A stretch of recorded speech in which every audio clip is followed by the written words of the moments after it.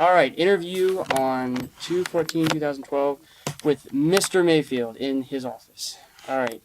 The first question is, what was your path to the Indiana Academy? Well, I was working in New York.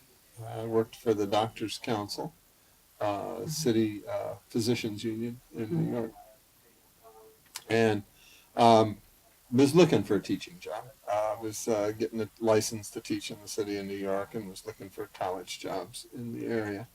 And so I was reading in the Chronicle of Higher Education, and I found an ad for the Indiana Academy. This was probably 1989 or something, 90, something like that. They advertised in the Chronicle for the initial faculty, and I thought that sounded like a neat place and a fun place to to go. But then I didn't answer it. I didn't follow up on it, and came to Ball State in '90 to work on a doctorate in science education, and worked on that. I got through my prelims and my proposal and everything, defended my proposal, and was looking for a job. And job came open in the summer here. They replaced a fellow. They had a couple of temporary biologists before me, and the year before, Dr. Smith had started here, and they were going to replace, I think the last one who was before me was Margie Gillis, and who was a fellow. And so they decided to hire a full-time biologist, and the job, I heard about the job probably June or July, something like that. And applied for it, and came in, interviewed, got the job. Had worked with some Academy students on research projects over at Ball State before this, and so I had a good idea of what they were like and stuff. Stayed. That's incredible. So, where did you go to school in New York? When I was going to school in New York, I went to school at Long Island University. Lived there for about 10 years.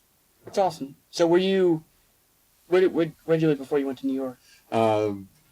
Lived in Michigan for off and on for about 10 different years in Michigan.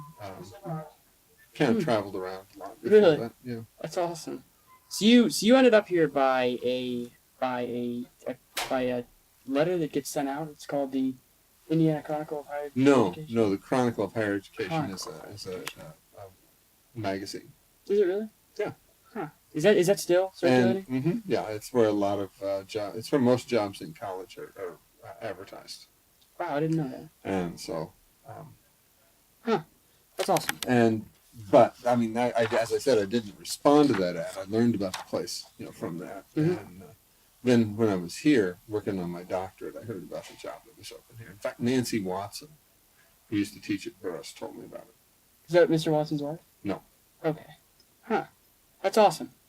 Would you say the aspects of Academy students has changed over time, or do you think that we're still? I'd say it's changed. Yeah. Really? Things change. Yeah, How they so? always change. This place has got a 2-year memory, so things change with time. Probably the initial people who came were more risk takers. About It was kind of a risky proposition to go to a residential school in Indiana at that time. Indiana has really no history of residential schools. Back east they do, but here in Indiana, it's really Park Tudor and us. Park Tudor's residential? Yeah. Really? Yeah. I did not know Park Tudor's residential. It has both residential and day students. Yeah. That's awesome. That's one of the most expensive schools in the state, Yeah. too. Yeah. And wasn't for a time, wasn't this free? Wasn't this? This was absolutely free up until maybe 6 or 7 years ago. Wow. Huh. Okay, cool. It was nice. It was nice that it was free. Huh. So what do you mean like a 2-year memory? Like, do you think that people just come here and then just forget about it, or like? No, in 2 years you can change everything, and nobody will know nobody will be the wiser. Oh, okay. Because you're only here for 2 years, and then you're gone, and You tell the incoming junior class that really everybody's required to go to bed at 10:30, and as long as you make it happen, then they believe everybody else did that from before, and that's the way it is. I guess that makes sense, huh? Huh. Okay. All right. Second question. Which aspects of your work at the academy have had the greatest meaning for you? Oh, working with students. It's the students. Is it really? Yeah, it's absolutely the students is the reason to be here, and that's where the greatest, meaning to the job and the fun in the job is located. Do you think that That and the fact that I don't have anybody who is trying to tell me how to be a teacher. that's what? Which is what you get a lot now in public school, is they've kind of degraded and devalued teaching to where you have every administrator in the world who thinks they know more than you do about it. For the most part, I'm treated as a professional and expected to be a professional. That's awesome. How would you define the students here compared to just other students that go to public schools? Well, I mean, there's some similarities, certainly, but, to good students everywhere. But students who come here, as a rule, believe in the value of education. They believe education is going to change their lives. They left places, whether they were happy or unhappy with them, that were comfortable, because they thought they could get a good education, and they were willing to strive and work for it. That's pretty awesome. That is pretty That's awesome. every student here deserves a lot of respect for that reason. If they wanted to take an easy path, they could have stayed at home and done their homework on the bus. That's a good point. Huh. Okay. All right. Question number 3. What do you wish you had known about the academy before you began your work here? How all-consuming it is. I mean, this is a very consuming job. This is the best job I've ever had. Really? It is the hardest job I've ever had. This is an incredibly hard job. How would you define it? It will, if you let it, it will take your every waking moment. And so you have to kind of learn to be a little jealous about your own time sometimes. You can you can be involved with things going on here, all the time. And there's, opportunities to be involved all the time. So you just have to kind of, try to, pare it back a little bit here and there. Yeah, that's what I've heard from And, a lot of different teachers. So. and I think that's also true. The kind of people who come here, are the kind of teachers who, want to be involved and want to put the energy and the time into, and take pride in their teaching. So you have to manage your personal life and your professional life to a certain point to where you just manage the time completely. Because you can't. It's a hard place to walk away from. Huh. There's always something to do or something you can be involved in. When you first had kids, were you already working here, or had you not begun working here? I had all my kids before I started working here. Okay. Well, no, the last one was born here in Muncie, so yeah. Okay. Huh. Was that? Did you ever have a point to where you ever thought that it was just too time consuming, or whether you just thought that it just wasn't going to be able to happen, like taking care of three daughters? I don't know. I think it worked better when they were little than when they got older. I can see that. Huh. Okay. All right. Question number 4. How does the social dynamic of the academy workplace compare to that of your previous workplace? I'm not terribly involved in the social dynamic of the academy workplace. Interestingly enough, at least, kind of in my perception of it, when we leave, we tend to really leave. In that I see a few people here socially, but for the most part, no.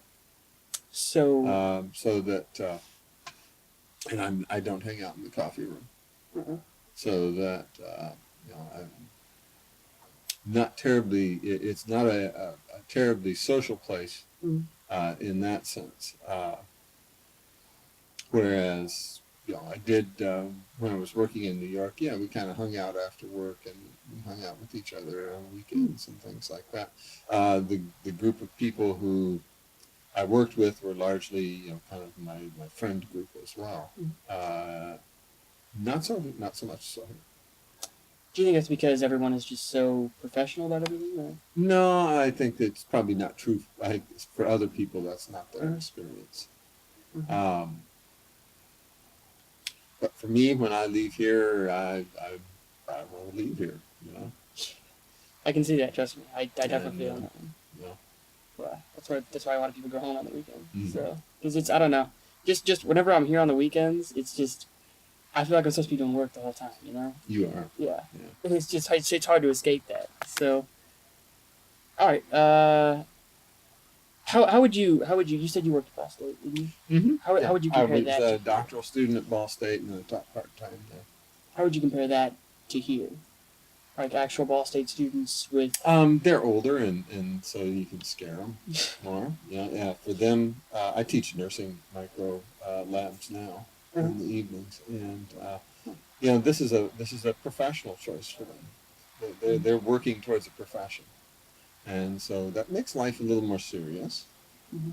And they are much more to the grindstone, and they want very much to tell them, keep it direct to what we need to know. It's a nursing program, it's kind of a pathway program. So, it's what do we have to do, and what do we have to know in order to survive to get to our clinicals, as opposed to, gee, isn't it fun to know this? Yeah. There's not the kind of the lightheartedness to it. At the same time, they're a little older, and being a little older, they are and they're just a little bit more capable in some of the production work that they do, writing and things like that. Not all together. Some of them are not up to the kind of work I get at the academy. Certainly, the creativity I get from academy students is probably greater than what I get from my Ball State students. Although on average, I think my Ball State students probably, at least in microbiology, produce on average probably a better product. Yeah. Yeah. Why is that? Why do you think that is? Just because of the older? Because this is their job. I can see that. And they're hoping to make a profession of it. Whereas here, you're trying stuff out. Do I like this? Do I want to do this? Do I want to do that? What am I going to do?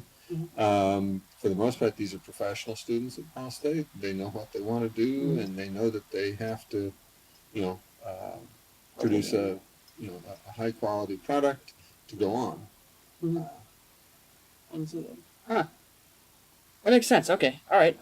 Question number 5. How do you think having worked at the academy will affect your future, whether you retire from here or go on to work another job? Oh, I think having worked at the academy is prestigious, actually. So if I go on to another job, in fact, I think that it may very well help lead to other work after retirement. It's been kind of part of I work as a consultant for the College Board, and I think a lot of that has flowed out of my work here at the academy. I spend most of my summers working for the College Board. Upon retirement, upon retirement, I may very well, just kind of continue working as a consultant for them. I fly around the country and teach workshops. Yeah, that's awesome. Where do you go? Oh, California, Kansas, Virginia. So awesome. Mostly in the Midwest, but occasionally, I go out into the Western region or go down in the Southern region. Do you feel like Florida and Georgia, places like that? Do you feel like working here is like giving you the ability to do that? Or do you feel like it's part of it? Yeah, okay. Yeah. That's part of. That's awesome. That's how I got involved with College Board, and working at the Indiana Academy, I think I think they like it. I think it Mhm. looks good for them. I do some textbook reviewing and things like that. Hmm. I think that also probably flows out of the fact that I work at the Indiana Academy That's awesome. rather than work at some local high school or something like that. Huh. Do you grade any of the AP tests? Or- Yeah. That's awesome. Cool. All right. Is there anything that I didn't ask you? That... Yeah, I grew up in Muncie, Indiana. Oh, did you really? Yeah. That is awesome. I did not know that. I teach in the room I went to 7th grade in. You're kidding. That is so awesome. How is it? How is the room different from like now than it was? Well, it had a stage then. Yeah, it's a very different room. They rebuilt the school in, I think, 92 or so. Seriously. Yeah. That's awesome. I gotta take this. Okay. All right. Fair enough. Hello? Oh, I'm off now.